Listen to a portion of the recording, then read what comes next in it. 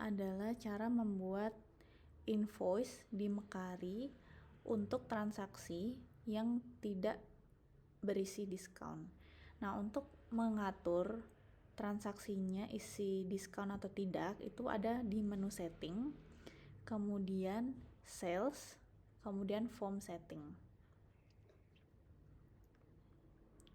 Jika ingin membuat invoice yang tidak ada diskon, pastikan menu diskon dan diskon per lines ini tidak tercentang. Sedangkan jika ingin membuat invoice dengan diskon, pastikan ini dicentang dulu, kemudian save change. Seperti itu.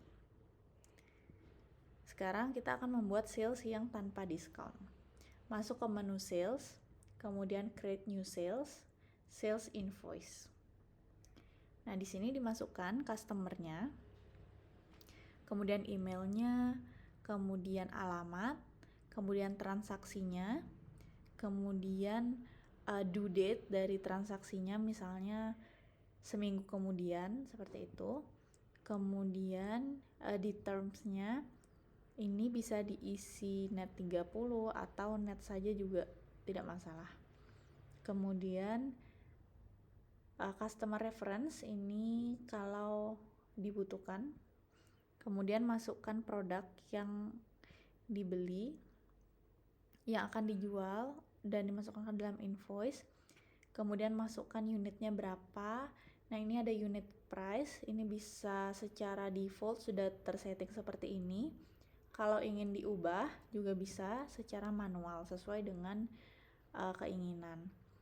Nah, kemudian ini sudah, kemudian di create. Kita coba ini.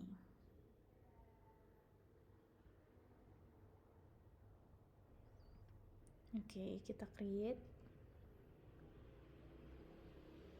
Nah, dia akan muncul seperti ini. Untuk mencetak invoice-nya, klik print and share, kemudian see invoice template, kemudian gunakan template yang nomor 6 sesuai dengan kesepakatan, centang make template as default, kemudian preview PDF. Nah, seperti ini tampilan dari invoice yang telah dibuat. Nah, di sini terlihat tidak ada diskon, ada payment detail, kemudian juga ada informasi tentang invoice-nya. Nah, jika ingin membuat yang ada diskonnya, bisa masuk ke menu setting kembali, kemudian sales, form setting, kemudian centang diskon dan diskon per lines, save change. Kemudian kembali ke sales, kemudian masukkan salesnya atau ingin mengubah sales yang tadi sudah kita buat, kita edit saja. Nah, di sini muncul diskon, sebelumnya tidak ada diskon. Misalnya diskonnya adalah 10%.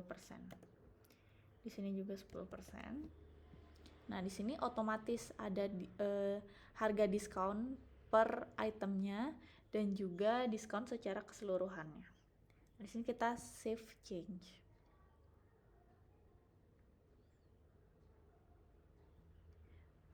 Baik, lanjut kita cetak invoice yang sudah ada diskonnya. Nah, akan terlihat seperti ini, ada diskonnya, kemudian unit price-nya, kemudian harga setelah diskon. Di sini adalah total harganya. Nah, jika customer hanya membayar setengah, kita juga bisa atur di bagian sales, kemudian klik sales yang dibayar, kemudian klik action, receive payment. Nah, kemudian di sini diisi pembayarannya lewat mana, apakah cash atau bank, dan banknya bank yang mana gitu ya. Kemudian diisi payment methodnya, kalau cash berarti dia kas tunai, kalau kalau bank berarti dia transfer bank. Kemudian diisi tanggal pembayarannya, Selanjutnya diisi apakah paymentnya sebesar pembelian yang ada di invoice atau dia hanya bayar misalnya 200.000. Kemudian create payment. Nah, di sini sudah terlihat ya bahwa dibayar 200.000. Di sini juga bisa di print cash receipt-nya. Nah, seperti ini. Nih, kelihatan ada sales invoice nomor berapa yang dibayar. Kemudian jika ingin, nah di sini kelihatan keterangannya atau statusnya partially paid, yang artinya hanya pembayaran setengah, jadi belum dibayar secara full.